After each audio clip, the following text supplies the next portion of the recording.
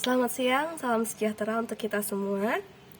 Berjumpa lagi dengan saya, Dikna Reni, peserta Latsar CPNS 2021 dari Poltekkes Kemenkes Medan. Pada hari ini adalah hari ke-7 kami mengikuti Latsar CPNS. Agenda kedua yaitu distance learning. Hari ini kegiatan tidak terlalu banyak, hanya ada 2 kegiatan. Yang pertama, kegiatan sinkronus bersama Bapak Agung, dan yang kedua kegiatan asinkronus berupa tugas individu yaitu learning journal. Tadi kami memulai kegiatan sinkronus pada sekitar 7:30 dengan Bapak Agung, dipercepat beberapa jam dari agenda yang seharusnya. Di situ pada waktu kita melakukan Zoom meeting dengan Bapak Agung dan ke-8 peserta Latsar kelompok 2, kami diajak untuk menceritakan bagaimana suka duka kami menjalani tugas-tugas pada agenda 2 ini.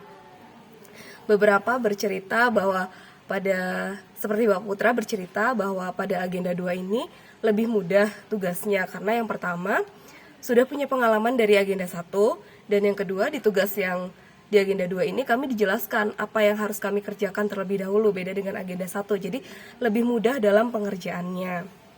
Kemudian selanjutnya kami diminta untuk mempresentasikan hasil tugas kami selama 3 hari belakangan ini.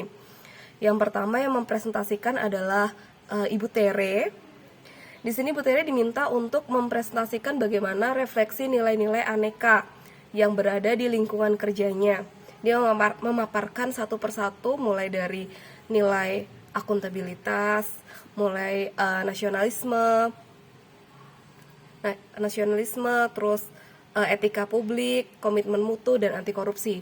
Beliau menjabarkan semua yang dapat beliau lihat di lingkungan kerja beliau.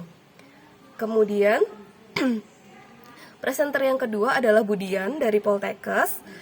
Budian ini memaparkan tentang tugas kelompok video role play tentang Bapak Habibie. Di sini setelah Budian memutarkan video role play yang telah kami buat, beberapa di antara kami diminta untuk menyebutkan nilai aneka apa yang Bapak Habibie ini telah terapkan dalam kehidupannya. Ada yang menjawab nilai tentang nasionalisme. Kenapa nilai tentang nasionalisme?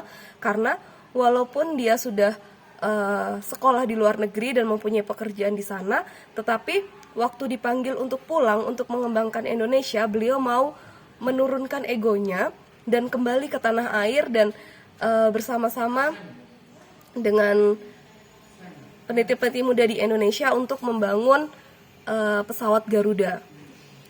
Kemudian presenter yang ketiga itu adalah Ibu Tere lagi, karena beliau juga kebetulan ketua kelompok di tugas kelompok yang ini, di tugas kelompok yang berjudul membuat strategi peningkatan kemampuan aktualisasi nilai-nilai aneka. Nah, beliau memaparkan bagaimana aktualisasi nilai-nilai aneka yang ada di lingkungan kerja kami, digabungkan 3 lingkungan kerja antara yang di Medan, Palembang, dan Padang. Kemudian di sini ada masukan sedikit dari Pak Agung. Beliau menambahkan bahwa dalam pemaparan dampak itu harus lebih spesifik lagi. Apa dampak untuk individunya, apa dampak untuk institusinya gitu. Misalnya kalau dampak untuk individu, misalnya diberikan teguran atau diberikan teguran lisan ataupun tertulis gitu. Sedangkan dampak institusinya itu bisa memperburuk citra publik terhadap suatu institusi tertentu, misalnya seperti itu. Kemudian presenter yang keempat itu adalah Ibu Nurul. Di sini Ibu Nurul itu mempresentasikan tentang video role play dari aktualisasi nilai aneka. Jadi dari tugas yang dipresentasikan oleh Ibu Tere sebelumnya, kemudian dipresentasikan kembali oleh Ibu Nurul dalam bentuk video. Di sini masing-masing dari dari setiap individu di kelompok itu memperagakan bagaimana nilai aktualisasi nilai aneka dalam bentuk video. Kemudian kita juga dengan Bapak Agung kita diajari bagaimana cara, kalau saya sendiri sebagai seorang dosen saya mendapat banyak pengalaman.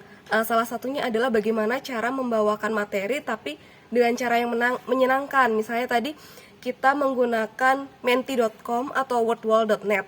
Nah, di sini saya belajar hal yang baru untuk saya. Dan jadi inspirasi. Terima kasih Pak untuk pembelajaran hari ini.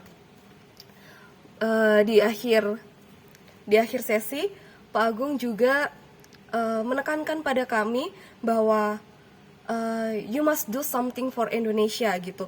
Harus memberikan apa yang kita punya, bukan hanya menuntut apa yang menjadi hak kita, tapi kita juga harus melaksanakan kewajiban kita sebagai calon PNS.